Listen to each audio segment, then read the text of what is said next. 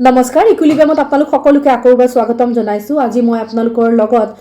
আলোচনা কৰিবলৈ বাছি লোৱা টপিকটো হৈছে ফেটি লিভাৰ। ফেটি লিভাৰ হৈছে যদি আপোনালোকে কিমান গুৰুত্ব দিব নে গুৰুত্ব নিদিলেও হয় তাৰ বিষয়ে আজি মই আপোনালোকৰ লগত আলোচনা কৰিম। আমাৰ লিভাৰটো আমাৰ শৰীৰৰ ভিতৰত পোৱা সবাতোতকৈ ডাঙৰ এটা অংগ আৰু লিভাৰটোৰ মুখ্য কাম হৈছে ডিটক্সিফিকেশ্যন, মানে টক্সিক পদাৰ্থ যিবোৰ বিষাক্ত পদাৰ্থ আমাৰ শৰীৰৰ ভিতৰত আছে সেই পদাৰ্থবোৰ ধ্বংস কৰা।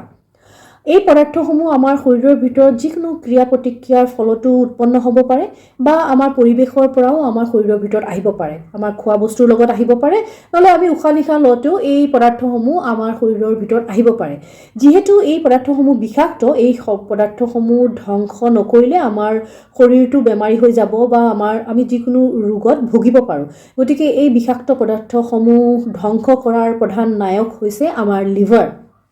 তাৰ পিছৰ কামটো হৈছে লিভাৰৰ ফেট ডাইজেশ্যন।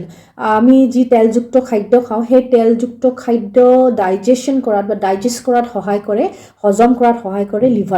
লিভাৰে বাইল নামৰ এটা ৰস প্ৰডিউচ কৰে। এই ৰসটো প্ৰডিউচ কৰি উৎপন্ন কৰি কি হয়, এটা মোনাত জমা কৰি ৰাখে, ষ্ট'ৰ কৰি ৰাখে, আৰু এই মোনাটোৱে হৈছে গ'ল ব্লেডাৰ। যেতিয়া আমি ফেটি খাদ্যসমূহ খাওঁ বা তেলযুক্ত খাদ্যসমূহ খাওঁ তেতিয়া কি হয়, এটা ছিগনেল পঠায়, আৰু এই ছিগনেলটো পোৱাৰ লগে লগে গ'ল ব্লাডাৰে এই বাইলসমূহ স্মল ইণ্টেষ্টাইনত এৰি দিয়ে, আৰু এই বাইলে লাইপেজৰ লগত মিলি, লাইপেজটো এটা এনজাইম যিটো পেনক্ৰিয়াছে চিক্ৰেট কৰে, এই লাইপেজ আৰু বাইলে দুয়োটাই একেলগে মিলি আমাৰ ফেট ডাইজেশ্যনত সহায় কৰে। ফেট যদি ভালকৈ ডাইজেষ্ট নহয়, আমাৰ কোষবোৰে এই ফেটবোৰ এবজৰ্ভ কৰিব নোৱাৰে বা শুহি ল'ব নোৱাৰে। এই ফেটবোৰ আমাৰ শৰীৰৰ বাবে অতিকেই আৱশ্যকীয় বস্তু, মানে অতিকেই প্ৰয়োজনীয় বস্তু, কাৰণ আমাৰ শৰীৰত যিবোৰ হৰমন আছে এই হৰমনবোৰ উৎপন্ন হোৱাত এই ফেটে সহায় কৰে। আমাৰ যি স্কিন আছে এই স্কিনখন সতেজ কৰি ৰখাত আৰু ধুনীয়া কৰি ৰখাত এই ফেটে সহায় কৰে। ইয়াৰ উপৰিও আমাৰ যিবোৰ কোষ আছে এই কোষবোৰৰ যিখন মেমব্ৰেন আছে, চেল মেমব্ৰেন আছে, এই চেল মেমব্ৰেন গঠন হওঁতেও আমাৰ ফেটৰ প্ৰয়োজন হয়। তাৰ উপৰিও আমাৰ কোষবোৰে ফেটৰ পৰা যথেষ্ট পৰিমাণে এনাৰ্জি পায়, আৰু এই এনাৰ্জিবোৰ বিভিন্ন ক্ৰিয়া প্ৰতিক্ৰিয়া কৰাৰ সময়ত বা আমি যিকোনো কাম কৰাৰ সময়ত এই এনাৰ্জিবোৰ আমাৰ কোষবোৰে ইউটিলাইজ কৰে বা ব্যৱহাৰ কৰে। গতিকে ফেটবোৰ যদি ভালকৈ ডাইজেশ্যন নহয় তেতিয়া আমাৰ কোষবোৰে ভালকৈ এই ফেটবোৰ এবজৰ্ভ কৰিব নোৱাৰে। তাৰ উপৰিও যিবোৰ ফেট চলিবল ভিটামিন আছে, যিবোৰ ভিটামিন আমি যিমানেই লাগিলে খাই থাকোঁ, যদি আমাৰ শৰীৰত ফেট ভালকৈ ডাইজেষ্ট নহয় তেতিয়া এই ভিটামিনবোৰ এই ফেটৰ লগত মিহলি হ'ব নোৱাৰে, আৰু ফেটৰ লগত মিহলি হ'ব নোৱাৰিলে কি হয়, আমাৰ কোষবোৰে এই ভিটামিনবোৰ, এই ফেট চলিবল ভিটামিনবোৰ এবজৰ্ভ কৰি ল'ব নোৱাৰে বা শুহি ল'ব নোৱাৰে, আৰু তেতিয়াই কি হয়, আমি লাগিলে যিমানেই খাই থাকোঁ আমাৰ শৰীৰত এই ফেট চলিবল ভিটামিনবোৰৰ ডেফিচিয়েঞ্চি সদায় থাকিব। এই ফেট চলিবল ভিটামিন কেইটা হৈছে ভিটামিন ডি, যি আমাৰ মানসিক স্বাস্থ্যৰ সবলীকৰণত এক প্ৰধান ভূমিকা পালন কৰি আহিছে। তাৰ উপৰিও আমাৰ বোন হেল্থতো ই এটা ভাল ভূমিকা পালন কৰি আহিছে। তাৰ উপৰিও বাকীকেইটা ভিটামিন, ফেট চলিবল ভিটামিন হৈছে ভিটামিন এ, যি আমাৰ চকুৰ কাৰণে অতি দৰকাৰী, ভিটামিন ই আমাৰ চুলি, নখ, স্কিনৰ কাৰণে অতি আৱশ্যকীয়, আৰু ভিটামিন কে যি আমাৰ ব্লাড ক্লটিঙত সহায় কৰে। যদি ভিটামিন কেৰ ডেফিচিয়েঞ্চি হয় তেতিয়া আমাৰ ব্লাড ক্লটিং নহ'ব, আৰু আমি সামান্য অকণমান দুখ পালেই আমাৰ ব্লাড লছ হয়, মৃত্যুৰ মুখত আমি পৰিব পাৰোঁ।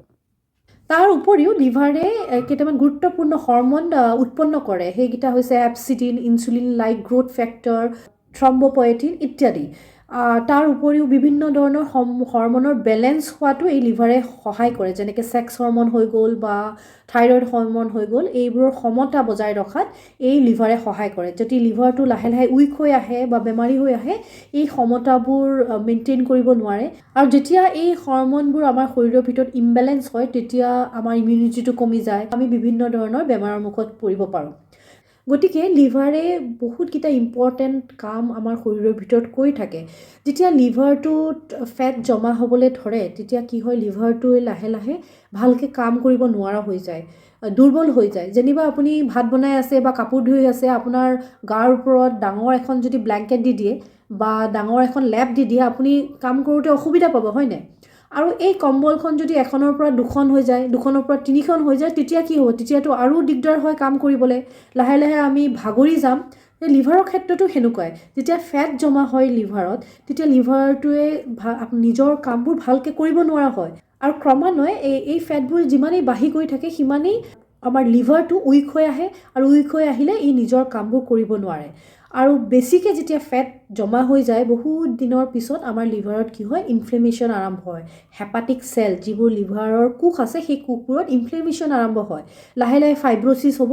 আৰু সেই সময়তো যদি আমি লিভাৰৰ গুৰুত্ব সহকাৰে নলওঁ তেতিয়া কি হ'ব লিভাৰটোত লাহে লাহে চিৰ'চিছ হোৱা আৰম্ভ হ'ব আৰু চিৰ'চিছ হ'লে এইটো ইৰিভাৰ্চিবল বুলি কয় আগৰ দুটা ষ্টেজ প্ৰথমটো ষ্টেজ গ্ৰেড 1 যিটোত অকল ফেট জমা হয় গ্ৰেড 2 যিটোত ফেটৰ লগত হেপাটিক চেলবোৰত ইনফ্লেমেশ্যনো হয়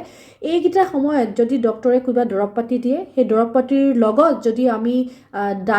আমাৰ ডায়েটটো অলপ চেঞ্জ কৰোঁ বা আমাৰ লাইফষ্টাইল চেঞ্জ কৰোঁ তেতিয়া আমি ৰিভাৰ্চ কৰিব পাৰোঁ কিন্তু এই চিৰ'চিছ হোৱাৰ পিছত এইটো ৰিভাৰ্চ কৰিব নোৱাৰি আগৰ নিচিনা কৰি তুলিব নোৱাৰি গতিকে আমি যিমান পাৰোঁ চেষ্টা কৰিব লাগে যাতে আমাৰ লিভাৰত যি ফেটি লিভাৰ হৈছে সেইটো চিৰ'চিছ হোৱাৰ পৰ্যায় নাপায় যাতে তাৰ উপৰিও এবাৰ যদি চিৰ'চিছ হৈ যায় তেতিয়া লাহে লাহে লিভাৰ কেঞ্চাৰো হৈ যায় আৰু যিহেতু লিভাৰৰ অন্যতম কাম হৈছে ডিটক্সিফিকেশ্যন যেতিয়া লিভাৰে ভালকৈ কাম কৰিব নোৱাৰা হয় তেতিয়া ডিটক্সিফিকেশ্যনটো ভালকৈ কৰিব নোৱাৰা হয় আমাৰ যি পয়জনাছ ছাবষ্টেন্স বা পদাৰ্থ আমাৰ শৰীৰৰ ভিতৰত আছে এইবোৰ ভালকৈ ধ্বংস কৰিব নোৱাৰে তেতিয়া কি হয় আমাৰ শৰীৰৰ ভিতৰত এই পদাৰ্থসমূহ বাঢ়ি যায় আৰু বাঢ়ি গ'লে কি হয় য'ত ত'ত এই পদাৰ্থসমূহ জমা হ'বলৈ লাগি যায় আৰু যেতিয়া এই পদাৰ্থসমূহ সেই অংগবোৰত